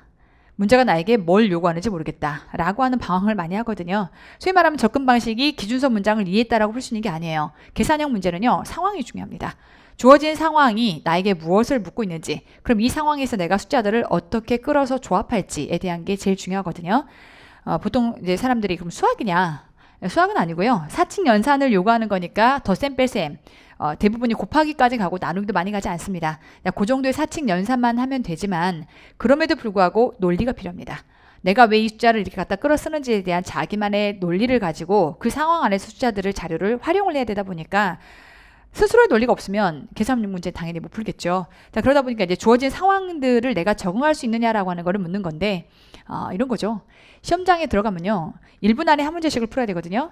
쉽지 않아요. 그래서 이제 주어진 상황이 처음 맞닥뜨린 상황이다. 그럼 그것들을 생각할 충분한 시간적 여력이 사실상 거의 없습니다. 1분에 한 문제를 풀어야 되기 때문에. 이게 이제 1분에 한 문제를 풀어서 회시나 세시처럼 뭐 60점 맞는 시험이 아니라 거의 98, 90, 100을 맞아야 되는 시험이다 보니까 시간의 압박감이 상당해요. 그러다 보니 적어도 그런 상황의 문제들을 풀어본 자가 유리합니다. 그러니까 쉽게 말하면 그런 상황들이 기출에서 쭉 나열됐던 상황들을 푸는 거는 문제가 안 되는데, 만약에 응용값의 문제가 나왔다라고 하는 순간 내가 그 문제 유형을 접해본 적이 있다면 풀어낼 것이고, 그렇지 않다면 풀기가 어려워지겠죠. 자, 그러다 보니까 응용 문제는 많이 경험할수록 유리한 그런 결과가 나오겠죠. 그래서 가능한 회계학 문제는요, 응용 문제를 많이 풀어보는 게 중요합니다. 자, 그래서 우리는 기본 과정부터 출발해서 계속해서 문제를 풀 겁니다. 그래서 이제 기본 과정과 심화 과정에서의 문제 풀이만 가지고, 기본서에 있는 문제만 가지고 쭉 계산해 봤더니요, 800개 정도 되더라고요. 말 문제만 있는 게 아니라 기본서 날개에는요, 지금처럼 이렇게 말 문제도 들어가 있지만 계산형 문제들도 각각 들어가 있습니다. 그래서 기출이 됐던 주요 문제 내지는 이 내용과 연결해서 학습해 봤으면 좋겠다라고 판단되는 문제들을 제가 전부 다 만들어 넣은 게 있고요. 그런가 하면 이제 그 각 단원이 끝날 때마다 이렇게 실전 훈련 문제가 들어가다 보니까 실전 훈련 문제는 우리가 난이도 상중하가 다 들어가 있어요. 대부분이 포커스가 난이도 중급 정도에 맞춰져 있고요. 난이도 상중하가 다 들어가 있다 보니까 이 정도에 해당하는 모든 문제 다 합치면 800개 정도 되거든요. 기본 과정을 하는 중에 충분히 여러분들이 다양한 문제들을 풀고 그 다음 정말 완벽하게 문풀 단계로 넘어갈 수 있게끔 책이 구성이 되어 있다고 보시면 됩니다. 얼마 전에 합격수기 들어온 내용도 보니까 이미 기본 과정만으로도 너무나 많은 문제들을 다양하게 접해볼 수 있어서 저는 기본 과정만으로도 충분히 좋았어요 라는 얘기들을 많이 하시더라고요. 자, 그러고 나면 이제 그 본격적으로 문풀 단계로 들어갔다라고 할 때 기출 플러스, 저는 이렇게 생각합니다. 우리가 이제 기본 단계가 끝나고 나서 본격적인 문풀이 들어가게 되면 아직 문제 유형이 구분이 안 돼 있는 상태일 거예요. 완숙도로 따지면 내가 전체 회계학 완성도 100 중에서 기본 과정 끝나고 여기에 들어갔을 때는요, 나의 완성도는 한 40 정도? 40점 정도밖에 안 돼요. 그러다 보니까 이제 아직 이 문제의 유형이 구분이 안 되는 상태이기 때문에, 그렇다면 우리는 단계적 학습이 필요합니다. 그래서 이제 안에 예를 들면 네 번째 단원이 현금 및 수채권과 지급채무를 하더라도요. 저는 이 안에 있는 하위 주제를 무려 12개로 쪼개놨습니다. 그래서 이런 주제는 이렇게 접근하는 게 맞고 이런 주제는 이렇게 접근하는 게 맞다라는 형태로 각각의 주제별로 12개의 주제로 쪼개놓고 그 주제마다 어떤 형태의 기출이 이렇게 출제가 됐는지를 이렇게 다 세분화시켜서 구분을 해놨기 때문에 각 기출이 언제 어떻게 출제가 됐고 이런 문제들의 난이도가 어떻게 되고 이때 출제 가능성은 어떠하고 그래서 쭉 각각의 기출별로 유형별로 묶어놨기 때문에 내가 문제를 풀면서 이 문제는 이런 방식으로 푸는 거구나. 이 문제는 이런 방식으로 푸는 거구나. 라는 형태의 카테고리 분류가 완벽하게 가능합니다. 자, 그래서 이렇게 기출 플러스에 해당하는 여러 가지 기출 문제들을 카테고리를 좀 분류를 해서 주제별로 학습을 하고 나면 이제 본격적인 문풀 단계, 그래서 이제 응용 플러스 내지는 천재 단계로 들어갈 텐데 앞서 말씀드린 것처럼 회계 천재에 해당하는 것들은 7급을 위해서 만들어진 컬이라 보시면 되겠고요. 그런가 하면 이제 응용 플러스가 9급 컬이 두 개로 나누어서 소위 말하면 응용 플러스다라고 하는 이 단계는요. 이렇게 보시면 됩니다. 타시험 기출들입니다. 그래서 이제 이 타시험에 해당하는 기출들이 한 70% 정도 들어가고요. 그런가 하면 이제 계산기가 불가한 요 상황에 맞춰서 비록 타시험 등은 계산기를 가지고 보는 시험들이다 보니까 이게 공무원 시험으로 들어왔을 때는 계산기 없이는 풀기가 좀 어려워지거든요. 그래서 그것들을 다 공무원 시험에 맞게끔 제가 전부 다 변형을 시켰습니다. 그래서 충분히 다양한 문제들을 여러분들이 계산기 없이도 풀어볼 수 있게끔 구성을 다 해놨고요. 여기에 더불어서 순수 공무원 기출문제의 응용, 그래서 많이들 질문이 기출과 얼마나 겹치냐라고들 물어보시는데 기출과 겹치지 않아요. 얘는 얘고 얘는 얘입니다. 기출 플러스는 기출 플러스고요. 기출에 대한 응용 문제가 전부 다 이 안에 들어가 있기 때문에 어떠한 문제도 겹치지 않는다. 결국 좀 회계학을 공부하시다 보면 계속 다양한 문제들을 접해보고 싶어 해요. 사실 그게 맞고요. 앞서 얘기했던 것처럼 시험장 들어가서 응용하는 값은 없습니다. 그러니 가기 전에 충분히 응용이 다 된 채로 시험장에 들어가야 되다 보니까 많은 응용 문제를 풀어보셔야 되는데 그러다 보니까 이제 강사에게 많은 문제들을 요구하기 시작하죠. 일단 저는 충분히 많은 문제를 갖고 있습니다. 그래서 이제 기출도 많이 문제가 들어가 있고 기본서도 많고 기출에도 들어가 있고 천재와 그 다음에 응용 플러스 그런가 하면 이제 모의고사도 무려 3종 세트가 있기 때문에 여러분들이 의도해서 버퍼를 넓히려고 마음먹는 순간 충분히 모든 커리가 준비가 되어 있다. 다만 이제 앞서 얘기했던 것처럼 그 모든 커리를 다 따라가는 건 비효율적이기 때문에 내가 어떤 상황이냐에 따라서 맞춤형 커리로 접근하시면 된다라고 말씀드릴 수 있을 것 같고요. 자, 그렇게 해서 앞에 우리 회계천재는 첫 문제라면 지금부터 기출 플러스 응용 플러스에 해당하는 것들은 대략 한 400문제 정도로 구성이 되어 있거든요. 그래서 이렇게 각각에 대한 문제들이 요거는 이제 예를 들면 18년도 국가직 7급에 대한 응용 문제다. 그래서 옆에 기출 플러스랑 링크가 걸려 있습니다. 그러면 이 문제가 기출 플러스 어떤 문제를 응용한 건지에 해당하는 것들이 옆에 전부 다 링크가 걸려 있기 때문에 내가 기출 때 이런 유용한 문제를 풀었는데 왜 이게 안 풀릴까? 그럼 이제 기출 그 문제를 열어서 어떻게 다른지를 좀 연결해 가면서 학습해 볼 수 있겠죠. 제 모든 교재의 특징은 전부 다 연계성을 가지고 있다는 게 큰 특징이고요. 쭉 커리를 따라간다고 하게 되면 어떻게 보면 정말 충실히만 따라왔을 때는 회계학 100점이 충분히 가능하게끔 모든 커리가 철저하게 설계가 되어 있습니다. 그런가 하면 이제 응용 문제다라고 해서 앞서 얘기했던 것처럼 타시험에 해당하는 기출들이 이렇게 응용 문제로 다만 앞서 얘기했던 것처럼 이게 계산기를 가지고 풀어야 되는 시험은 말 그대로 숫자가 좀 복잡할 수 있겠죠. 근데 공무원 시험은 계산기 없이 풀어야 되기 때문에 그런 것들을 최대한 숫자를 간소화시켜서 죄다 다 제가 문제들을 바꾸어 놨고요. 그 문제 유형은 똑같지만 숫자들을 간소화시켜서 계산기 없이도 문제를 풀 수 있게끔 만약에 공무원 시험에 출제가 된다면 이렇게 출제가 되겠구나 라고 하는 것들로 죄다 변형을 해놨기 때문에 공무원 시험에 적합하게끔 만들어진 최고의 문제집이다 라고 감히 자부를 가지고 말씀을 드립니다. 자, 어쨌건 이제 우리 전체에 해당하는 커리는요. 기본적으로는 기본 이론에서 기출, 그 다음에 이제 응용 문풀 단계가 있겠고 모의고사 단계가 있을 수 있는데 전체 커리를 좀 나열을 해보자면 전체입니다. 여기서 말하는 전체라고 하는 건 모두가 다 이 커리를 따르라는 건 아니고 앞서 얘기했던 것처럼 시작점이 다르면 맞춤 커리가 필요하다. 그러니까 이제 본인의 시작점이 어딘지에 따라서 지금부터 이제 커리를 달리 가져가시겠지만 전체 풀커리를 가지고 말씀을 드리자면 일단 기본이론은 회계학의 구성이 자 우리 재무회계 그런가 하면 원가회계 정부회계 세 가지로 각각 나누어져 있고요. 자, 우리 기출 단계에 따른 거 앞서 얘기했던 것처럼 기출 플러스가 있습니다. 다만 기출 플러스를 올해 과정에서는 자, 일반 기출과 심화 기출로 나눈다. 기본 기출과 심화 기출로 안에 구성이 나뉘어져 있을 거기 때문에 내가 만약에 완전히 생초보에서 생초시생이다. 그럼 일반 기출만 풀고 시험장에 들어간다. 이렇게 전략을 좀 나눌 겁니다. 자, 그럼 이제 응용 문풀단은 전체 풀거리 갖고 얘기하자면 응용 플러스 그다음에 이제 하프 모의고사 그런가 하면 썰전. 그래서 이제 이 두 가지가 말문제 대비고요. 얘는 계산형 문제가 포커스가 들어가 있다. 물론 계산만 들어가 있는 건 아니에요. 얘도 말문제가 들어가 있긴 합니다. 근데 말문제는 여기서 주로 다룬다라고 보시겠고 그런가 하면 이제 회계천재에 해당하는 거는 7금용 컬입니다. 자, 그런가 하면 이제 모의고사에 해당하는 것도 자, 베스트 모의고사, 실전 동형, 봉투 모의고사라고 해서 모의고사도 무려 3종 세트가 주어져 있는데 기본적으로 국가직까지를 준비하신다라고 하게 되면 이 두 개의 모의고사 정도로 보시면 되겠고 모의고사도 만약에 여러분들이 버겁다라고 하시면 하나 정도 보시고 둘 중에 하나 골라서 하나 정도를 보시고 시험장에 들어가시면 됩니다. 그래서 이제 충분히 많은 문제들을 풀어보고 싶다라고 하는 수험생들을 위해서 지금처럼 이렇게 풀커리가 만들어져 있는 상태인 거고요. 자, 그런가 하면 이제 내용들을 바로바로 찾아보고 어찌됐건 회계학도 일정 부분은 내용들을 자꾸 상기시키면서 암기할 필요가 있기 때문에 우리 압축 요약에 해당하는 오진다라고 하는 압축 요약서가 있고요. 얘는 얘대로의 강의가 또 들어가 있기 때문에 내가 다시 강의를 들어보고 싶은데 기본 강의를 듣기는 좀 헤비하다. 그러면 오진다 강의를 통해서라도 다시 한번 회계학을 퀵하게 돌려볼 수 있겠다. 자, 그래서 이제 우리는 수험생별로 학습 디자인이 지금부터 달라야 합니다. 자, 저는 이렇게 구분합니다. 자, 9급과 7급으로 나누어서요. 우리 9급 안에도 세무직이 있겠고 그런가 하면 관세직이 있을 수 있죠. 자, 저는 세무직에 해당하는 거를 3개의 그룹으로 나눕니다. 일단 첫 번째, 초시생. 자, 이제 비전공자가 이 안에 들어갈 거고요. 조심하실 건 전공자도 이 안에 들어갑니다.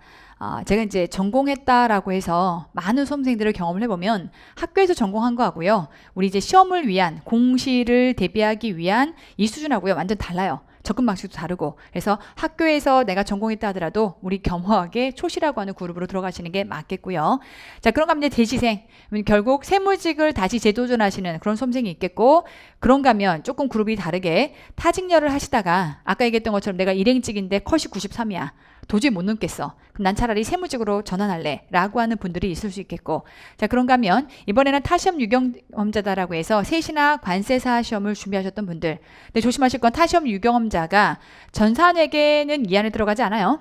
우리가 적어도 이제 세무사 시험 내지는 회계사 시험 내지는 관세사 시험 세 가지 종류의 시험의 경우는 어느 정도 공시에서 원하는 회계세법 수준을 기본 정도는 학습을 하신 겁니다.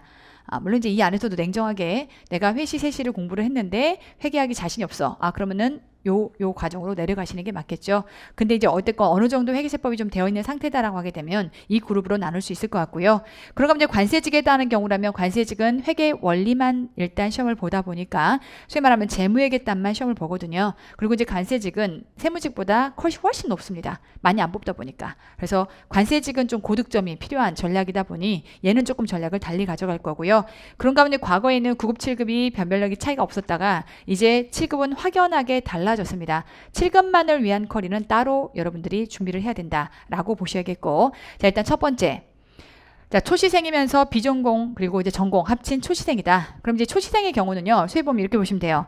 국어, 영어, 한국사에도 상당 부분에 대한 시간 투자가 필요합니다. 그래서 이제 내가 1년이라고 하는 수험 기간 동안에 내가 1년 안에 합격하고 싶다를 전제로 가실 때는요. 1년 안에 국어, 영어, 한국사까지를 다 완숙도를 높이면서 회계세법까지 고득점 맞는 거 쉽지가 않아요. 그래서 이제 회계세법은 일정 정도의 좀 시간이 좀 필요합니다. 그러다 보니까 목표 점수를 회계세법에 해당하는 거를 7, 80점대로 낮춥니다. 대략 한 70점대로 포커스로 낮춘다고 생각하시면 자, 이랬을 때의 전략은 일단 기본 이론 그런가 하면 지금 최근에 출제된 지방직 정도의 수준은요. 딱 매일 회계랑 유사합니다. 거의 시험 수준과 스타일이 매일 회계랑 유사하거든요. 얘는 이제 매일 하프 형태로 들어가서 10문제씩 단원별로 기본 이론 배울 때마다 연결해서 풀어보는 형태의 문제집으로 들어가 있는데 요거는 초시생의 경우만 풀어간다라고 보시겠고 요 과정 같이 진행하시고요. 심화 이론 하지 않습니다. 우리가 이제 심화 이론이라고 하는 건 안 배웠던 특수 주제 플러스 앞에 기본 이론을 다시 한번 복습하는 과정 두 개가 합쳐서 심화 이론이거든요. 그러니까 전체 심화 이론에 해당하는 과정이 안 배웠던 이론을 배우는 과정이 대략 한 18시간 정도 들어가고요. 나머지 앞에서 쭉 학습했던 기본 이론 단계를 다시 한번 재짚어서 복습하는 단계가 들어가요. 그런가 하면 뒤에 가서 실전 훈련 문제 풀어주는 형태로 이 세 개의 모둠 집합이 심화 이론인 건데 자, 우리는 초시생의 경우는 우리 과감하게 이거 치고 갑니다. 이거 하지 않고요. 구형 한국사에다가 투자해야 되는 시간이 좀 많이 필요하다 보니까 자, 기출에서의 기본편만 봅니다. 근데 기출도 들어가 보면 심화이론과 관련된 형태의 문제들도 막 같이 합쳐져 있거든요. 소위 말하면 막 7급에서 출제가 되거나 특히 서울시 7급 굉장히 어려운 문제들이 들어가 있다 보니까 내가 배우지도 않았던 범위를 기출로 문제를 풀려고 생각하면 안 그래도 어려운 회계가 굉장히 더 부담스럽게 느껴질 수 있으니 올해는 철저하게 제가 이 부분을 나누어서 만들겠다라고 지금 선언을 해드렸고요. 그래서 이제 기본에 해당하는 요 이론과 맞게끔만 여러분들이 연계해서 문제를 풀 수 있게끔 이렇게 구성을 해드릴 거고, 그런가 하면 말문제 강화 들어가셔야겠죠. 썰전. 그런가 하면 요거 하시는 과정에서 할 수 있다면 하프 모의고사 같이 풀어가 보시면 좋을 것 같고요. 그리고 나서 바로 만약에 도저히 시간이 없다 그러면 응용 문풀단으로 가지 않고 요것만 반복해서 보신 다음에 바로 모의고사를 이어갑니다. 최대한 회계학에 해당하는 요 커리를 좀 가볍게 라이트하게 가져가서 목표 점수를 70점 정도를 맞추시고요. 그리고 나서 이제 나머지 전공 과목에다 투자해서 어느 정도 일정 점수를 끌어올려서 합격하는 전략, 이게 초시생에게는 가장 유효한 전략이 되겠고, 자, 그럼 이번엔 재시생이에요. 재시생이거나 타직렬 전환자다라고 하게 되면 둘의 공통점 뭐냐면 어느 정도 국어형 한국사가 되어 있습니다. 이걸 전제로 가셔야 돼요. 내가 무조건 재시로 시험 두 번째 본다라고 해서 이 그룹에 들어가는 게 아니라 국어형 한국사가 어느 정도 돼 있다.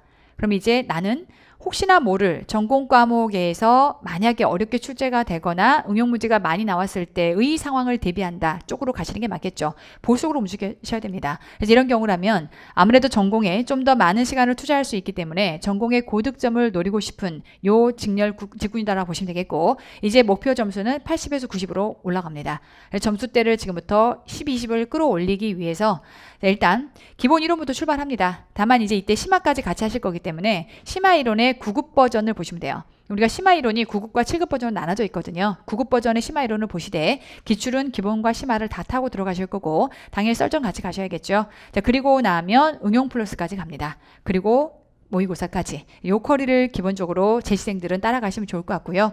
자, 그럼 이제 세 번째는 타시험 유경험자.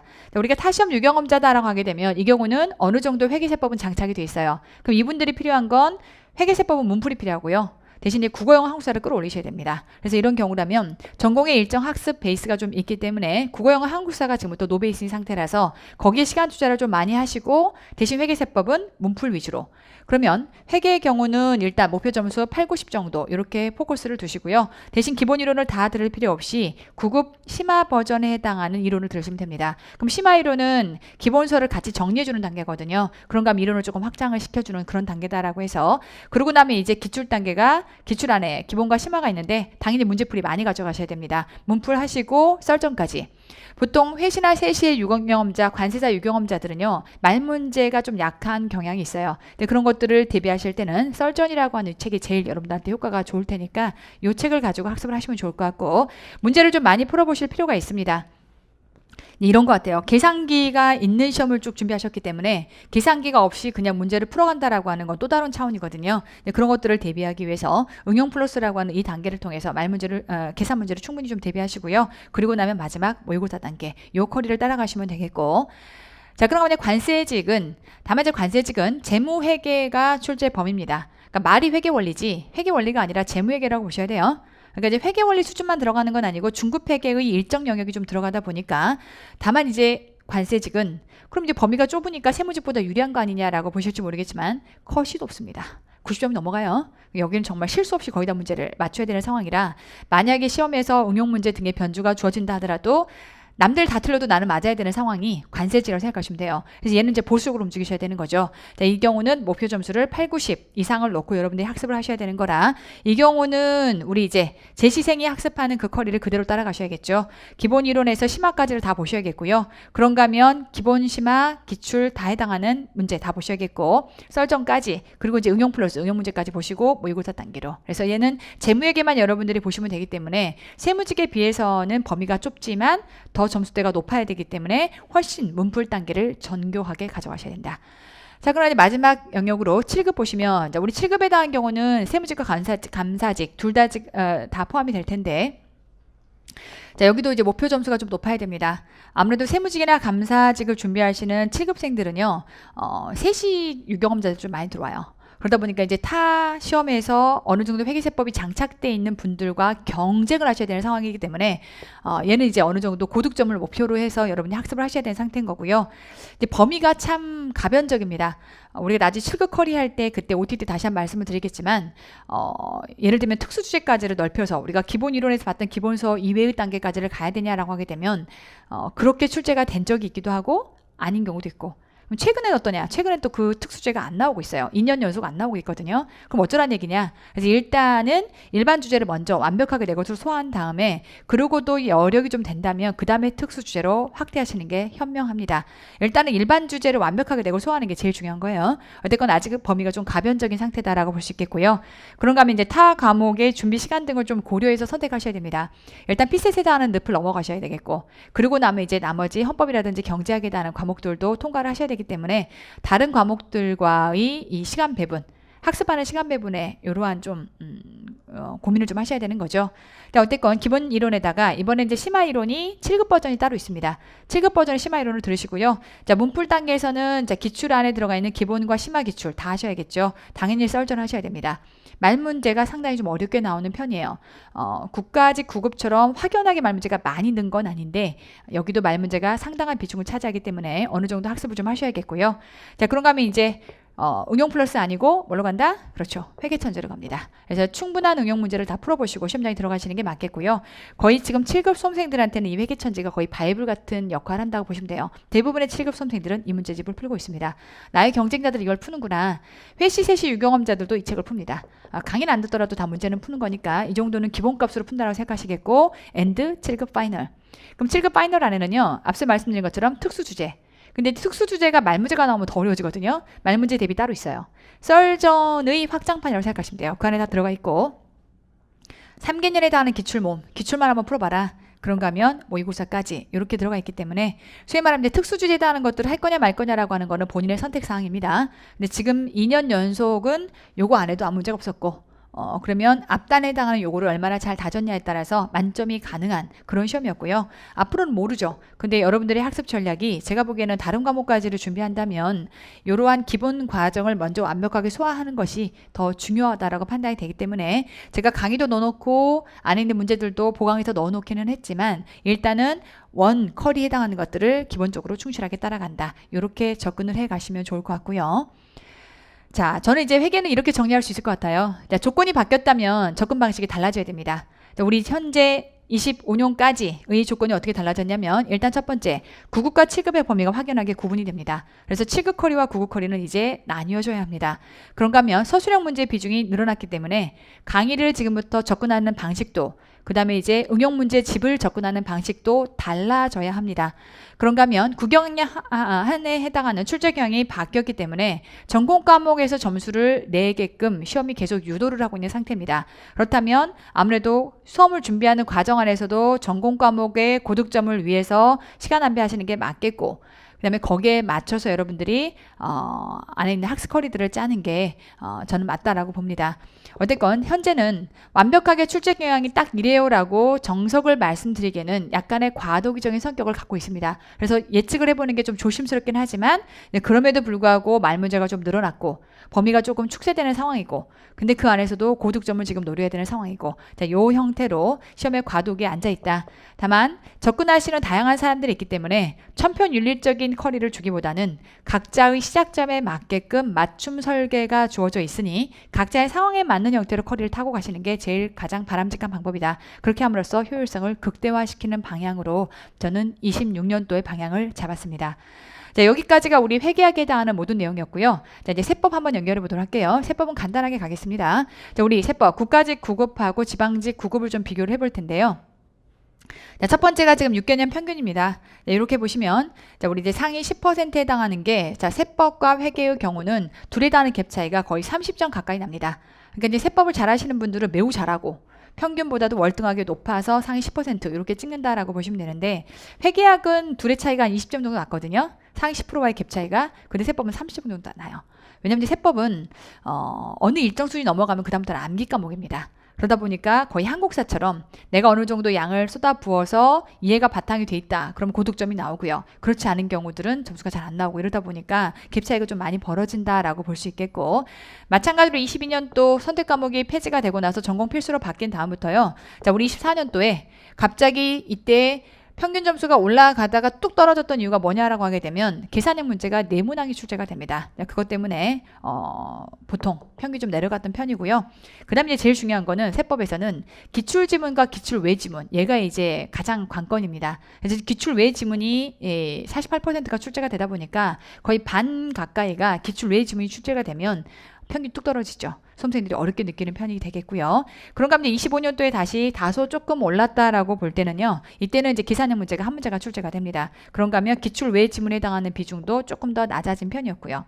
자, 국가직은 이러한 추이를 지금부터 보인다라고 볼 수 있는데, 자, 지방직 보도록 할게요.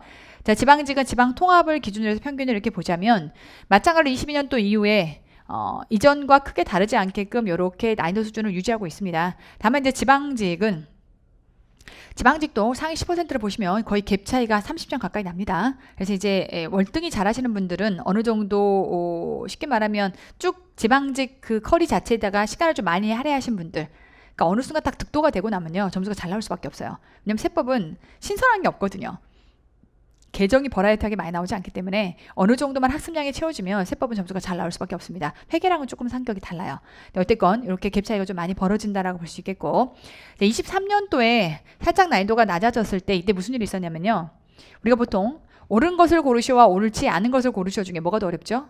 옳은 것을 고르시오가 훨씬 어려워요. 옳은 것을 고르라고 하면 사지선다형 중에 옳지 않은 게 3개가 들어가요. 그러니까 비록 기출지문이 4문제가 다 들어가도요. 옳은 게 고르라고 하는 순간 옳지 않은 걸로 3개를 바꿔놓다 보니까 되게 어렵게 느끼거든요. 자, 우리 23년도에 무려 옳은 것을 고르신 문제가 14문항 출제가 돼버립니다. 정말 이때 곡소리가 잦아있습니다. 근데 곡소리가 그렇게 난 거에 비해서는 또 그렇게 막 평균 점수가 많이 무너지지는 않았었고요. 자, 이때는 이제 기출 범위가 그래도 한 60% 정도가 출제가 됐습니다. 그래서 기출 범위 안에서 출제가 되긴 했으나 어쨌건 옳은 것을 고르시오가 많이 출제가 되더라. 그러다가 이제 난이도가 살짝쿵 다시 이제 옳은 것을 고르시오의 비중이 낮아지면서 난이도가 올라갔다가 또 이번에 이제 가장 어려웠던 과목이 뭐냐라고 하게 되면 지방세법이다라고 할 정도로 25년도에 어렵게 출제가 됐거든요. 마찬가지로 옳은 것을 고르시오 9문항. 그러니까 소위 말하면 출제인 입장에서요. 기출 지문을 그대로 갖다 쓰면서 제일 좋은 방식이 옳았던 지문을 옳지 않은 것으로 바꿔서 문제 내는 거. 이게 출제원 입장에서는 문제 내기 제일 좋거든요. 그 방식을 쓰신 거예요. 그 방식을 쓰시다 보니까 기출 범위를 출제하기는 했으나 대부분이 기출에 뭐가 되었다? 그렇죠. 기출에 응용 문제가 들어온 거죠. 기출에 응용 지문이 들어오다 보니까 이때 이제 출제 범위는 기출과 유사했음에도 불구하고 안에 커트라인이 확 떨어지는 이런 상태가 만들어졌죠.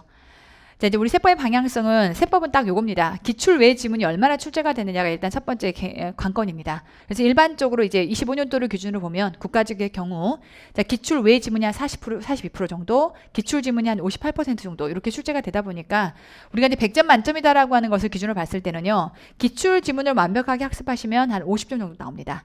근데 이제 나머지 내가 70까지 끌어올릴게라고 하는 거는 기출 변형을 얼마나 다뤘냐에서 차이가 발생할 거고요.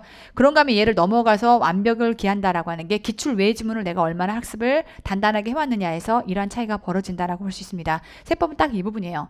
결국 시험장에 들어갔을 때 봤다 안 봤다가 다거든요. 그 문장을 내가 이해하고 봤다 안 봤다가 전부다 보니까 내가 어디까지의 버퍼를 넓혀서 정확하게 학습을 했느냐가 관건이다라고 볼 수 있겠고, 자, 그런가 하면 이제 기출 변형 지문, 그러니까 내가 분명히 본 문장인데 이게 오답 지문으로 나왔을 때 내가 풀 수 있겠느냐. 그럼 여러분이 학습하실 때 어떻게 가셔야 되냐면 얘가 어떻게 오답 지문으로 나올까를 고민하면서 보셔야 돼요. 그런 것들은 나중에 OX 문제를 풀거나 응용 문제집을 풀면서 학습들이 들어가셨어야겠죠. 그래야 나중에 옳은 것을 고르시오라고 하는 문제가 나왔을 때 어려움 없이 풀어낼 수 있겠고, 그런가 마지막 변수가 계산형 문제입니다.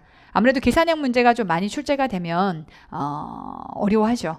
보통 말 문제만 쭉 대비하다가 계산형 문제 비중이 커지는 순간 커트라인이 무조건 떨어집니다. 그래서 이제 계산형은 계산형대로 따로 여러분들이 준비를 하셔야 되기 때문에 결론은 기출만으로 커버되지 않습니다. 자, 그래서 우리 한 줄 평으로는 20년도 대비는 양은 가능한 줄이고요. 구간 반복을 강화하는 형태로 커리를 꾸려가야 됩니다.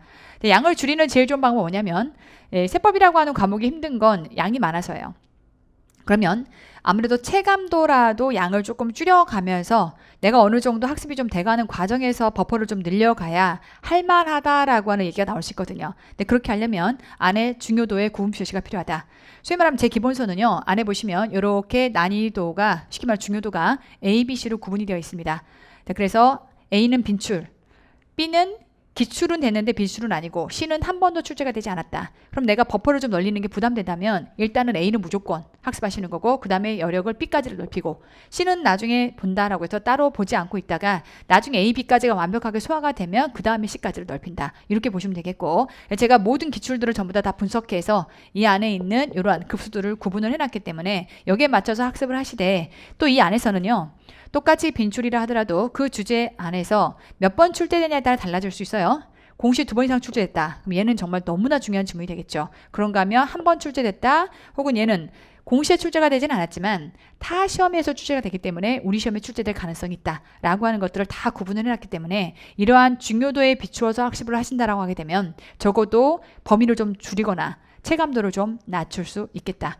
할만하게 공부를 해야 여러분들이 앞으로 전진해 갈 힘이 생기는 겁니다. 자, 그런가 하면 이제 우리 기출 정복을 하고 나서 그 다음에 천재로 응용 문제로 확대를 시킵니다. 그래서 이제 보통 세법 천재라고 하는 요 내용이 이제 앞으로는 거의 필수입니다. 모든 합격생들이 입 모아서 얘기를 하기 시작합니다. 응용 문제집으로는 너무나 중요한 것 같다라는 얘기들 많이 하는데 소위 말하는 우리 세법 천재는요. 레벨 1, 2, 3 난이도의 구분이 아니고요.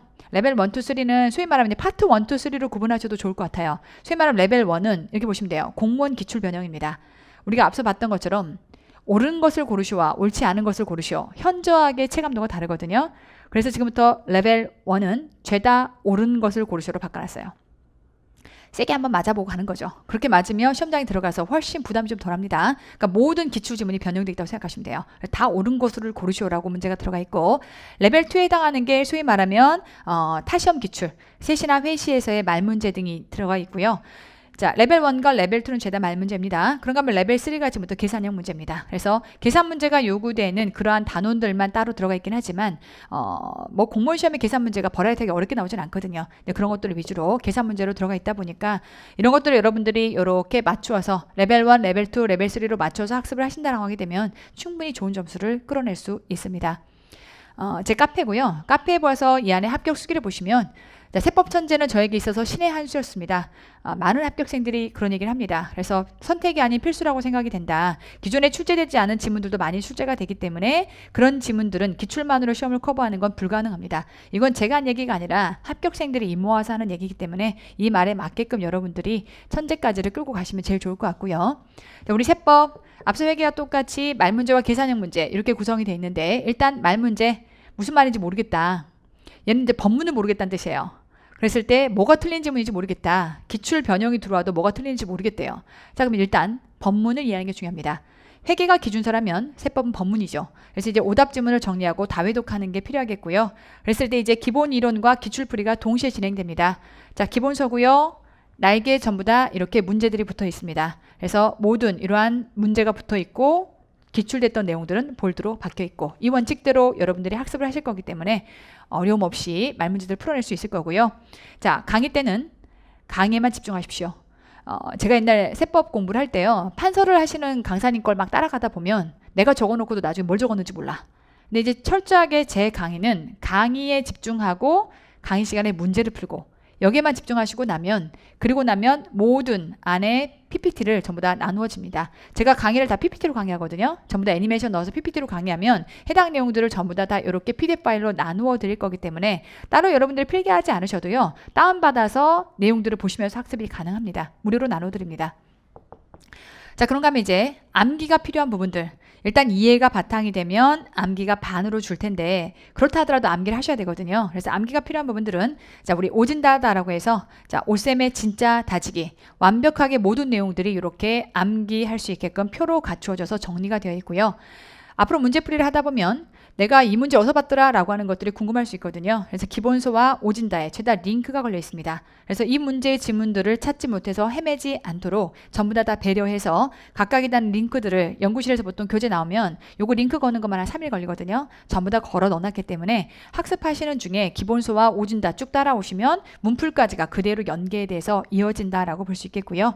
자, 모든 모의고사에도 마찬가지입니다. 전부 다 링크가 걸려 들어갈 거기 때문에 여러분들이 부담 없이 학습을 할 수 있겠고, 그런가 하면 결국 세법은 이 OX 문제를 풀어봤느냐에서 좌우가 되겠죠. 자, 모든 OX 압축 정리되어 있습니다.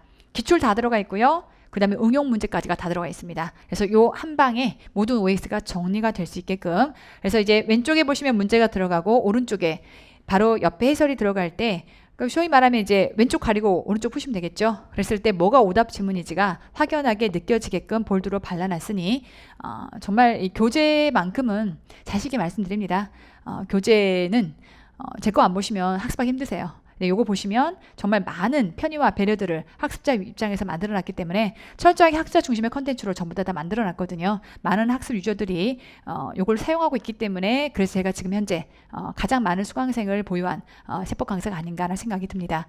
자, 그런가 이제 계산형에 대한 문제는 계산형 문제 손도 못 대겠어요 라고 했을 때, 자, 요거 뭘로 하시면 된다? 그렇죠. 출제될 수 있는 모든 계산 문제를 객관식 문제로 제가 변형을 해서 세법 천재 레벨 3에 들어가 있기 때문에 요 레벨 3 문제 등을 쭉 푸신다라고 하게 되면 어려움 없이 계산형 문제도 충분히 해결해낼 수 있을 겁니다. 자, 우리 세법은 기본이론, 기출, 응용 문풀, 모의고사 요 커리들 중에서, 자, 우리 기본이론서 그런가 하면 기출 플러스가 있고요. 응용 문풀에는 세법 천재가 있습니다. 그런가 하면 모의고사 문제집. 자, 커리는 이렇게 기본 커리가 구성이 되어 있고, 기본이론 나올 때 아까 얘기했던 것처럼 요약서와 그 다음에 OX가 같이 나옵니다. 그래서 이 요약서와 OX는 마지막 단계까지 쭉 여러분들이 학습하는 모든 과정 안에 같이 연계돼서 풀어갈 수 있게끔 들어가 있고요.